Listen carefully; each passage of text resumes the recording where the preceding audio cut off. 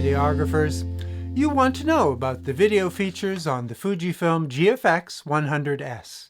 Now I'm going to combine a review with best settings tutorial and sample video and demonstrations. And this video, produced in May 2021, uses the 1.0 firmware, and I'm starting with the camera settings at the reset default. All of the scenes in this video were recorded with the 100S, some internally, the remainder, including screen captures of the menu, on the Ninja 5. Yes, this scene is green screened. The backgrounds are also recorded with the 100S. This first section is recorded using film simulation, classic Chrome, with some custom adjustments I'll demonstrate later, and recorded in camera. And as always, I am not sponsored. Fujifilm has loaned the camera and lenses, but didn't provide talking points, did not review the script or this video before I posted it. And this video is only about video. So slide the switch on the top left to movie. Also set the mode dial at M. That's manual, but, well, you'll see. I've already formatted my cards. I'm using UHS-2 type with a 300 megabyte data rate. If you want the confidence of recording on both cards, save data setup, set the video card slot setting to backup. Otherwise, for a longer record time, use sequential, which automatically switches cards when one runs out. With sequential, you can decide which cards is used first for video, and note that with sequential, you can remove and switch the non-active card while you're recording. That's a nice feature. I've connected the USB-C port to a power delivery source. In the bottom right, the icon shows the camera is connected to power. And I'm starting with the shutter at 1/60, ISO at the lowest available setting, 200, f4, and the meter screen left is just under 0. For a studio scene with static lighting, that provides the best results, but if your light is changing, use the auto ISO setting. Not all of the on-screen icons are useful, so I've used Screen Setup, Display Custom Setting, choosing only the items I want to see better. Note that these options are independent between stills and video modes. I'm going to start with full cinema mode, 24 frames, and that's the final output for this video as uploaded to YouTube. Movie setting, movie mode DCI 17:9, 4096 by 2160 resolution. 24 frames, 400 megabits data rate. And note that at 17:9, I could go up to 30 frame drop, 4K 16:9 also tops at 30, HD modes go up to 60 drop. I'm changing the file format to H.265, the newer high-efficiency video codec. That creates 10-bit recordings, internally and externally, with internal color subsampling to 420, external to 422. And I'm also changing the compression to all intra. That setting saves more data for individual frames and is preferred for editing. Now, if you go back and check video mode, you'll find that with those settings, 400 megabits is the only data rate option. Based on your needs, where you're recording, set the 4K movie output. Note that I've set HDMI output info on to show you these screens and settings. If you're recording externally, that should be off. Now that we're at 24 frames, I'm going to set the shutter speed to 1/48. With ISO at 200, our exposure is bang on. And for the moment, leave the F-Log HLG RAW at the default, which records using the selected film simulation found on the Image Quality tab. Let's have a more detailed technical look at those.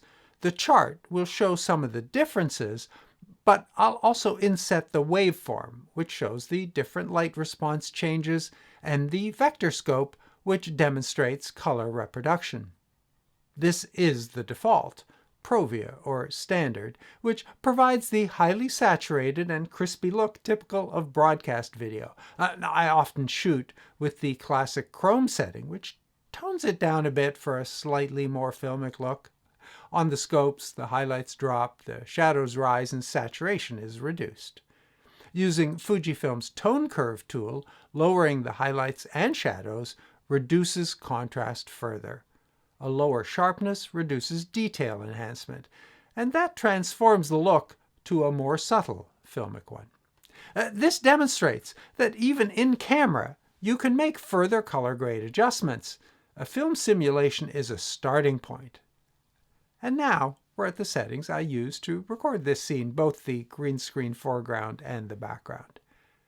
Reset those to sample Eterna, designed for cinematic reproduction. Compared to Provia, Eterna provides more shadow detail and lower saturation. Fujifilm suggests that Eterna, used with 400 DR, will provide a larger dynamic range. That forces the ISO to 800, and to compensate, I close the iris to f8. On the waveform, shadows now occupy a larger range while the highlights range is reduced. And finally, reset those to sample across for monochromatic work. Fujifilm's monocolor adjustments can add a tint here, and all of those samples were taken from internal recordings, and all could be used straight out of camera, although there's certainly enough data there for fine-tuning and grading as required. Now, and unless you are planning to do color correction and grading, choose from those settings for your recordings. And unless you are producing content for cinematic projection, I'd suggest using the 4K 16:9 mode, 30 frame with the shutter at 1/60th. Before we go on to F-Log and RAW, I'm putting a 3-stop ND filter on because, like the DR400 setting we used with Eterna, they require higher ISOs. ND will keep the light under control. For bright daylight situations, a 5 or 6-stop filter is more useful. From this point forward, the foreground and background scene is recorded using F-Log, and while using the white balance presets like sunlight or a Kelvin setting, capturing a custom white may be the best way to clear the small color shift introduced by an ND filter. Now, if you do have a light meter with a colorimeter to measure the color temperature exactly, the Kelvin capability on the 100S is beyond what's found on most cameras. It goes from 2500 to 10,000, and while that's not unusual, the ability to set it in 10-unit increments is, so if you have a precise reading, you can dial it in. Anyway, custom color balance. Select the slot, and the spot can be moved and resized, then done. And if you feel there's a slight color shift, or if you'd like to add a slight color shift, White Balance Shift provides a wide range of adjustment. So, with the 3-stop ND on, let's select F-Log. F-Log can be recorded internally with a 10-bit 420 and the 400 megabit data rate. You'll have lots of data to work with. However, 422 and the higher data rates possible with ProRes profiles on external recorders like the Ninja 5 will be preferred for high-quality work. Again, the camera's minimum ISO is 800 when using F-Log. And the LCD monitor may look a little washed out. Use the screen setup F-Log View Assist to simulate the image after your corrections are applied. And a couple of notes for F-Log. It only works with the H.265 file format, and in HD, it doesn't work with frame rates over 30.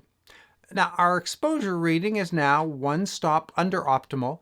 While increasing the ISO is one way to fix it, I'm going to recommend that you leave it and make that small adjustment in post. Well, let's take our internal F-Log recording into Final Cut. You can download Fujifilm's free lookup tables and install them. They provide a good starting point. There are 4 provided for the 100S. Beyond their name, their intent is not documented. Now, personally, I prefer to do all my exposure and color adjustments and grades manually, without the assist of a LUT.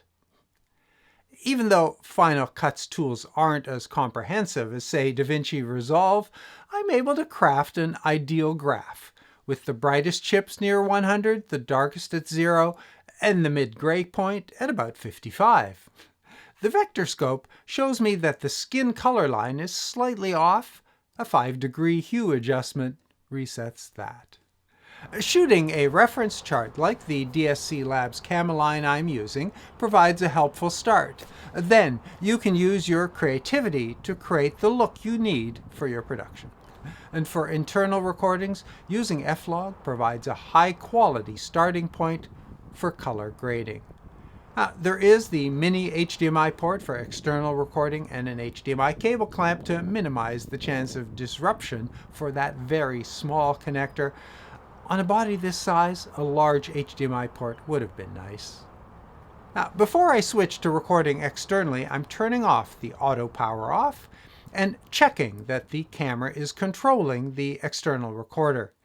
Then turn off the HDMI info display. Switching to RAW output resets the ISO to 1250 and reverts to 16:9 4K. DCI 17:9 is not available with RAW. The nearly lossless ProRes RAW on the Ninja is recorded as 12-bit. Now, ISO settings no longer matter as we set those in Final Cut, but we are still making sure that the on-screen meter shows an appropriate exposure. Again, not worrying about a stop or so. There's also an exposure offset adjustment in Final Cut, but white balance adjustments are not yet supported in version 10.5.2. Working with ProRes RAW files isn't as straightforward as working with F-Log, but it's similar. You can apply a LUT or custom grade manually. That's a little more work, but provides greater control and a larger range for manipulation. For both RAW and F-Log, the on-screen meter provides good exposure guidance, although both formats provide considerable latitude in post-production. Resist the temptation to move the histogram too far right or to exceed 80 units or so on the waveform. You can't recover blown-out highlights. And take time to shoot some tests and to run them through your entire workflow so you are familiar with the process and avoid exposure surprises. Both formats require considerable post-production attention, but that's their value. For straight out of camera, use the film simulations. The range of information available in RAW recordings in dynamic range, color, and exposure values provides enormous potential for making extensive creative decisions in the edit suite.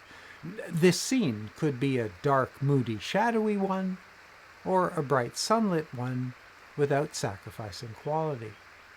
And as our nonlinear video editing software adds support for these files and those capabilities, and as we gain experience and expertise in working with the tools to make those modifications, the range of our creative expression also increases. Now, this is not a high dynamic range project, but that becomes an option when shooting with either RAW or HLG, which is also supported in the 100S. Both record a much wider range of exposure values than are supported by most of our TV sets and computer monitors, although likely your next set will support one or other of the current formats. Having a wider range to work with is useful, even if your final output remains the Rec 709 dynamic range and color space. And we're already seeing streaming content from the major distributors in HDR. That's a trend that will continue and accelerate. In video mode, the 100S has stabilization settings to enable optical plus sensor stabilization. These can't be selected independently. And there's also a digital setting that requires a 10% crop. Of course, when stabilization is off, a handheld shot is shaky. Turn optical and sensor on, the results are improved. Adding digital is a marginal enhancement for a static shot. Handheld panning with moving objects works nicely.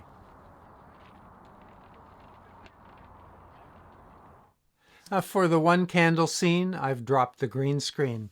And with the GF 80mm at f1.7 and a longer than usual 1/48 shutter duration, it should have been relatively easy, but somehow it proved to be more of a challenge than I expected.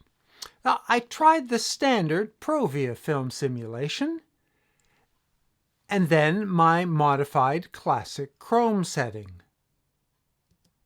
Both of those work with the extended 25,600 ISO.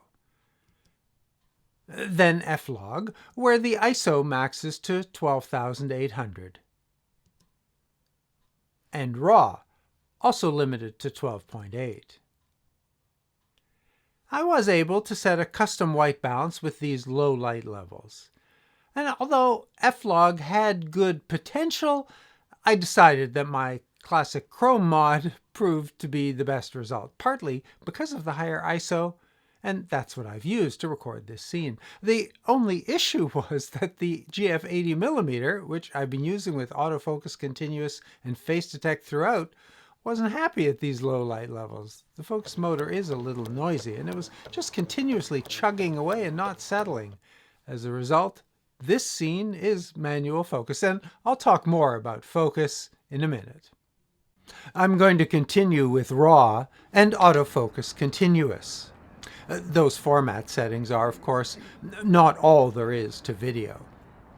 Although I rarely use the on-camera mics or the in-camera audio recording capability on any camera, the 100S does have mic in and headphone out ports. And the audio control menu is extensive, with independent controls for the internal mics and external mic input. Settings are adjusted in decibels. As I've said in other videos, if you're working at the level of video quality available here and want to maintain that standard for sound, I recommend that you record externally, as I do. And as I've said before, if you want to record video, even ProRes RAW, the GFX100S would likely not be your first choice. That said, it is an impressive video camera. If you're purchasing the GFX100S for its amazing resolution and stills features, you get a best-in-class video recorder. Because the GFX100S really is two cameras in one. Thanks to that video still switch, the two are completely independent. And the menu, although it has many of the same settings as stills, is different when you switch to video. And the switch also changes the custom settings on the mode dial. The 6 settings are also independent for video, with nearly all of the settings available in a custom set. While it is slightly less than intuitive and a little tedious, by the time I'd created 6 video profiles, the results were worth it. Video mode also enables movie optimized control, an on-screen overlay menu for a variety of video settings. This setting disables all of the camera's physical controls, including the lens's aperture dial, but provides quick access to features that otherwise require a menu dive, like headphone volume. And some of the differences include capabilities. In F-Log, RAW, and HLG video modes, available ISOs range from 200 to 12,800. The extended higher ISOs available for stills and film sim video are not accessible. There's no dynamic range priority setting. Color Chrome and Color Chrome Effects Blue aren't available. There's no clarity, grain, or smooth skin effect. AF mode selects between fully auto multi, in stills that's called wide, and area. Area is limited to 6 sizes of spot on a 91 spot grid. Let's drop the green screen for a minute and demonstrate. Neither the camera or I are moving in this scene, so I would typically use manual focus. But for this video, except for the low light scene, all of my on-camera scenes used continuous with face detect on. Although face detection isn't reliable for me, the shot has been solid, with no odd pulsing in the background. Now, I should mention that the GF32-64 lens is both quieter and more reliable than the GF80. Continuous settings are limited to tracking sensitivity and speed. Stills have greater control. Manual focus assists are limited to expanded view and peaking in video mode. Finally, for advanced video producers, particularly in multi-camera situations, the timecode tab offers all of the settings that are required, including manual or current time, and record or free run. Video is one of the strengths of this model. Fujifilm's video leadership is clearly evident. The record duration time limit is 2 hours. And although it's been fairly warm in Toronto, the overheating icon that's mentioned in the manual remained elusive. It's been a real pleasure to use this camera for my productions for the last few weeks. Now, none of the videos on my channel are sponsored. I don't stop in the middle to promote some product or service. I don't allow YouTube to interrupt my videos with mid-roll ads. You've come for content, and I respect that. But those decisions do have a financial impact, so I'm very grateful to those of you who've decided to support this channel by becoming a member. If membership is for you, please use the join button below, but subscribers need not worry. All videos remain accessible to all. And I do read and reply to all relevant questions and civil comments. Thank you for watching. Stay safe.